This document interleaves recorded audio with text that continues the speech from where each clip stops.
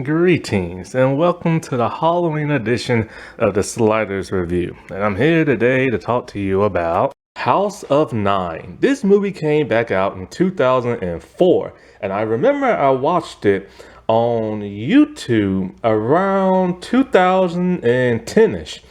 And so it's no longer there, but it is on this one streaming app. Eximo Play, an app I've never heard of before. Is owned by Comcast and like Peacock, and yeah, they have like tons of movie, like knockoff bootleg looking movie type things, and they have a couple of TV shows and reality shows that are legit, but not really all that impressive. And they have just a bunch of knockoff looking stuff and a bunch of stuff I've just never heard of.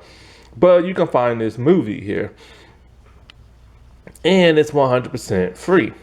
So this movie, like I said before, came out in 2004 and it's directed by Stephen R. Monroe. And like, this was his first movie ever that he created, or first anything he ever created.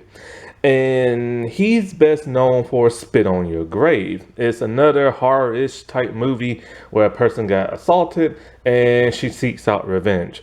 And so, like, the reason why this movie even, like, I watched it, like, long time ago is because Melissa Joan Hart came out with a movie called Nine Dead.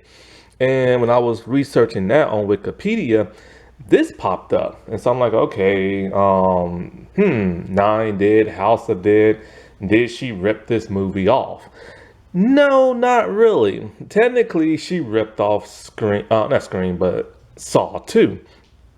Now, when you watch this movie, basically what it is that it's 9 people who've been kidnapped, placed in a house, and the winner gets to have like $5 million.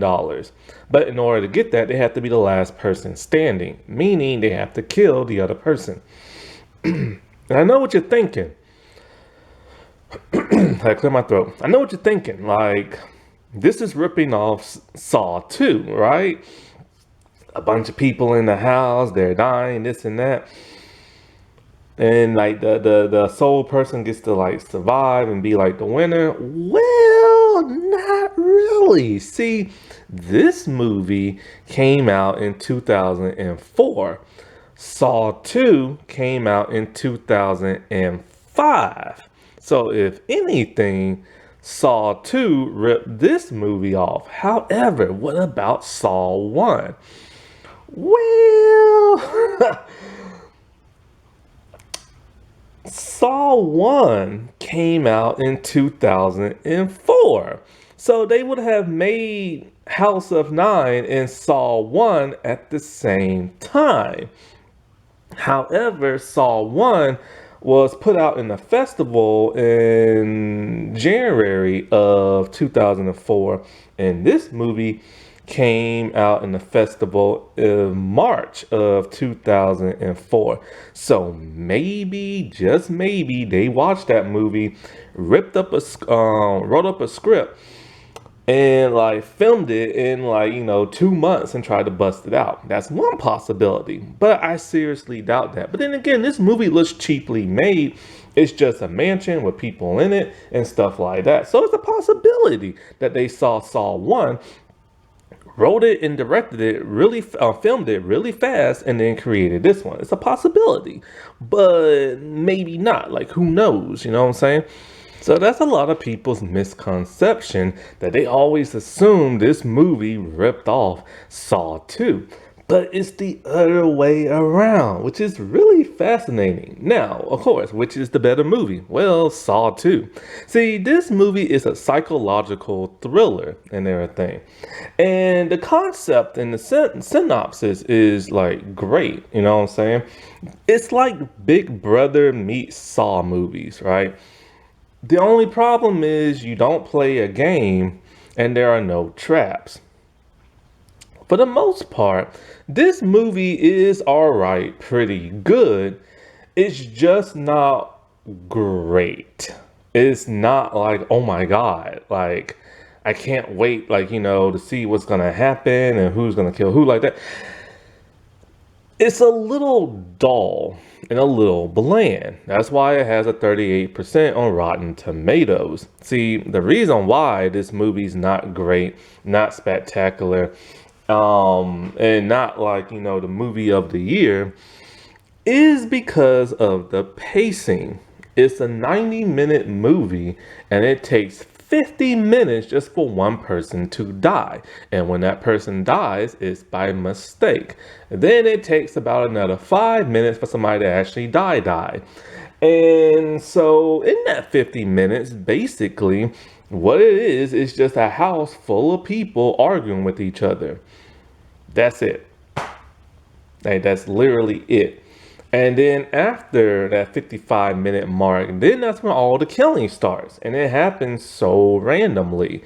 But it happens out of both paranoia and that of an actual person wanting to kill. And so, like I said before, it's not like a terrible movie. It's just not an overly engaging movie and stuff. I wish to God that, like, there was like traps, or like what would have made this movie better. Take the traps out. What would have made this movie so much better was if the people in the movie had the intention to kill just to get that money. Nobody in this movie is like that except for one person, but then you don't really realize that until towards the end of the movie. When you see that person make a knife out of glass shard, then like you think, okay, it's just for that person's protection. But then that person actually does go on a killing spree and everything. So there's nothing really to hype or amp you up. There's nothing that gives a suspicion that anybody's going for the money, because nobody is going for the money. They're just gonna wait it out. And that's pretty boring and everything. But just like with Saw 2, all of the characters just can't get along with everybody. Their personalities are just so vastly different. And so, first let me say, okay, the movie was filmed in Romania, but it's intended for it to be a British setting because pretty much everybody is European. There's a lot of British stars in here. There's a Scottish one, a French one, a British Jamaican one, and an American one. But the American person's never explained how she got there. But she's married to the French dude and everything. And so basically, it's a person who kidnaps all these people. We see one of them get kidnapped, Leah, and they're taken to like this mansion. The mansion is gorgeous. Like, my God, that's a mansion right there. And of course, it's bricked up. Like, the windows got bricks on it. There are like these metal doors. There's a basement. They can't get out. They try to bust their way out and they just can't. They can't even dig their way out. And so, like, then of course there is the watcher, the person calling them on the or talking to them through like intercom system, telling them basically like this: they're lab rats in an experiment and he wants to see who's gonna win. And so you get $5 million if you win. And so, like, the only thing he supplies them with, he supplies the cop with a gun. He supplies tons of alcohol. And the only food he gives them is like grilled chicken and a baked potato. That's it. If they kill somebody, their food intake increases. And so like he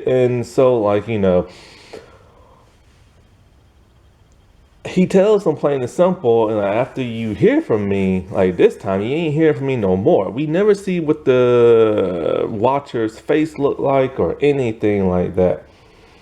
And it's just kind of like interesting. Like, this could have been a very, very great movie. And in fact, it was in Saw 2. Saw 2 got this idea, saw like, how can we amp this up? And of course, they did like the traps and the death, and we get to see like the police interrogation with Kramer and stuff like that. This movie should have been like that. This movie should have been more like antsy, you know what I'm saying? But sadly, for whatever it is, it's not. Now, there is an alternate ending, and I'll get to that once I get to some of these character profiles. So let's start now. Dennis Harper, he plays the priest. He plays Father McDuffie and everything. And he's an all around nice guy. He's there to pray. He has no intention of like harming people. And in fact, like after the cop tells them nobody's gonna kill nobody, he seconds that and everything. And but however, the good pastor, he does shoot somebody because once the cop is dead, he takes the gun and he becomes very paranoid. He now knows that these people will do anything for food and anything for the money. And so when this one person he finds out starts killing people, he shoots that person. But that person isn't really dead, and then the person ends up killing him. Detective Ray is the only police officer in the house, and he's the only person with a weapon. And so he's just an all around nice cop. Not shady, not dirty, nothing like that. But he's pretty much given the rules around the house, taking front and center. He tells them they're going to ration the food out and they can only get one potato and one chicken. When this one girl named Leah says she's a vegetarian, he gives her his potato and everything. And so, like, he has most conflict with Al B, a rapper, because Al B don't like cops and stuff. And so, like, that's really his only, like, problem in the house is dealing with him. Every time there's a situation that goes around, he's out in the center with, like, his gun, trying to figure out what happens and stuff. And so when the wife of the French dude ends up getting like murdered by mistake because she hit the back of her head when somebody pushed her, he pretty much like takes, like command and he puts the murderer in like a room. This causes him to act like an animal, and when that animal is free, he kills the cop dude. Cynthia is the American. She's married to the French dude. Basically, she has no job. The French dude does, and she is controlled by him. He won't barely even let her speak. He's a very controlling husband. Sounds like Kanye West. And so, like, basically, like, him and her having problems. Well, when everybody got drunk one night, she started dancing with the rapper dude. This pisses off her husband, and there's a shoving match. And the rapper shoves her, and she hits the back of her head on the balcony, killing her. She is the first to die in the house. Max. He's a clothing designer and stuff. And basically his whole motivation in the house is he's just hungry. So when he realizes if you kill somebody and you get more food, he becomes very paranoid and starts stealing a bunch of the food. This pisses off the pastor dude. And in fact, I think this is when the pastor shoots him. I believe, I'm not sure. I think the pastor shoots him or the crazy person in the house shoots him or something like that. But either way, because of his paranoia with the food and stuff like that, it causes him to be erratic and like people, and then he ends up getting shot. Claire is a drug addict. And so basically she argues with the only other, one of the females in the house, Sonia. And so she has to be paired in a room with Sonia. And she likes to touch Sonia's stuff. She's going through her pictures. She puts on her jewelry, which causes Sonia to be pissed. And so she gets shoved by Sonia. And so Claire tells her, if you touch me again, I'll kill you. This causes Sonia to become paranoid and ends up stabbing that of Claire. Sonia is a tennis player, but she don't dress like no tennis player. And so basically, like I said before, she argues a lot with Claire and she stabbed Claire after she told Claire, after Claire, threatened her and stuff. She loves to drink. And in fact, she spends most of the time drinking in the house. Al B, he is a local rapper. And he is probably one of the worst characters in the house next to that of the crazy killer person. He is written to be the biggest, blackest stereotype you have ever seen. And when you look at who wrote this movie, it's a white dude. So, yeah. When I mean this dude's a stereotype, I mean he is a stereotype. The moment he sees the cop, he's angry and doesn't like the cop because, his brother died. He is antagonistic throughout the entire movie with the entire cast. He argues with everybody in the movie. And like what makes matters worse is that like he's selfish when it comes to like the food, but when everybody tried to get out at one point and couldn't, everybody decided, screw it, we're gonna get drunk and we're gonna start dancing. He starts to dance with the married dude's wife. And so when he gets caught dancing with her,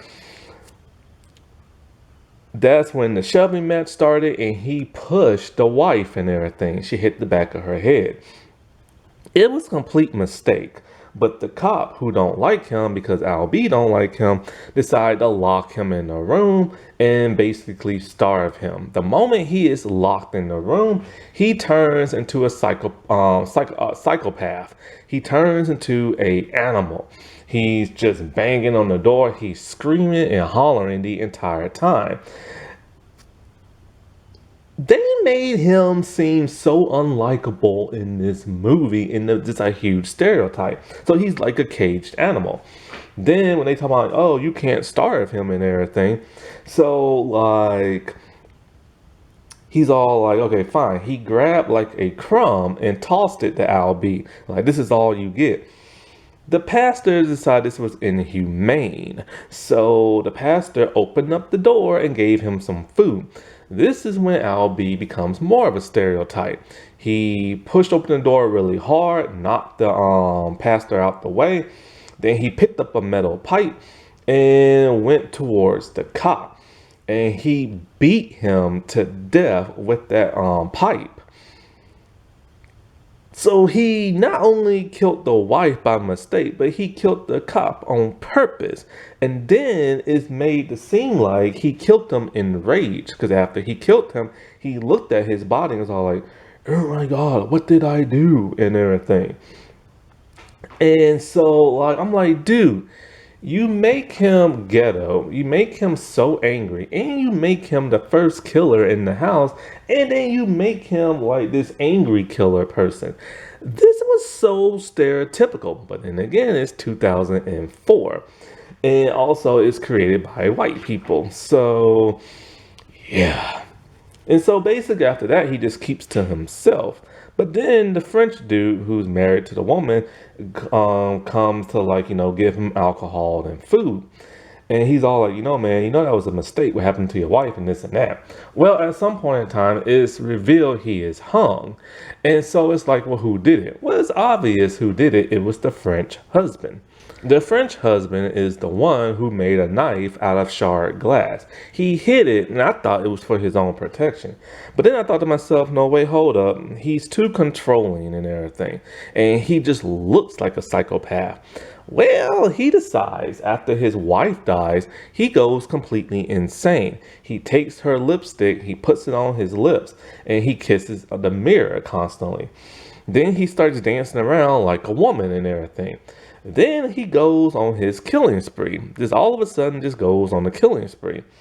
Maybe it's because of the death of his wife that made him go cuckoo, but we'll never truly know because there's no real like character development with none of these characters. So after that, he tries to kill Leah. She's in the bathroom. She's at the water sink, faucet and stuff. The sink is filled with water. He rips off the light fixture, throws it in the water. She's touching like the bowl and she gets electrocuted, but she doesn't die.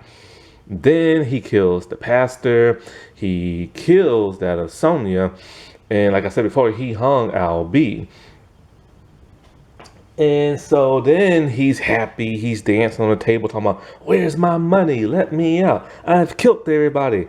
I'm the winner. And then all of a sudden, Leah wakes up. Leah is a stripper, and she is the one we see get kidnapped at the beginning of the movie. She's an all around nice girl, sweetheart. She tries to stay out of people's way, but she mostly hangs around the cop because, he has the gun, and she also hangs around the pastor. Well, pretty much throughout the entire movie, um, when, what's his name? The French dude, Francis, I believe his name is. Yes, Francis. So basically, he electrocutes her. We think she's dead, but she's not. She wakes up and she looks into, like, the toilet bowl. He hid the rest of the pieces of glass, and she goes looking for a weapon. She breaks the toilet bowl and everything, which causes Francis to go after her. Basically, it's a big struggle between those two, and she stabs him on the leg. Well, he rams her and they fall off the balcony onto the table. When they landed, the shard of glass went in his chest. He dies, making her the winner. And so then all of a sudden, we see the big metal door just open up, and there's like a white light. She walks through it. She sees like a duffel bag. I'm assuming it's filled with money. She doesn't open it up to show us the money. And so then, she's just kind of like, she didn't want to kill nobody. She didn't want to harm nobody. She just wanted to be let out. But since she's the winner, she's going to take the money and leave, right? No, because there's the huge twist. As she walks into the light, grabs the duffel bag, she realizes something. This whole mansion is bigger than it looks. She thinks she's outside, but when in actuality, she's in another room. And in this room are tons of people, about 9 or about 8 or so. And they have duffel bags and they're sitting on the ground, shaking and looking scared. Then the door closes behind her, meaning that there's more parts to this game they have to play. Now that they're millionaires and everything, I guess in order to keep like all of the money, they have to kill each other. Now there's an alternate ending to this on the DVD. Basically, when she grabs the duffel bag, goes into the light, she gets knocked unconscious. She wakes up in her apartment, and there's a TV and a videotape. And the videotape tells her she's part of an elite survival club and have fun watching. And on the tape, all like the people she was with, all their bodies been removed, the house has been cleaned up, and there's 9 new participants in the house, and she gets to watch as like they play the game and everything. Which that ending sucks. I like the theatrical ending a whole lot better. So yeah, it's not the greatest movie. It just lags and takes too long. It's the pacing of the movie. Then when things start cooking, then it just randomly happens. The ending's a nice touch. And the ending should have been like a sequel to like a new movie, but I'm assuming it didn't make that much money. And so there was no sequel greenlit whatsoever. It's a fascinating movie, like I have to say. Like, it's worth the watch because it's interesting. It's just kind of like you're gonna be bored. And these people's personalities, while aren't the best, they will keep you engaged because of how much they hate each other. And, I just wish it could have been more like Saw 2. Then it would have been awesome. That wasn't that spooky. All right, well, I shall talk to y'all later. Bye.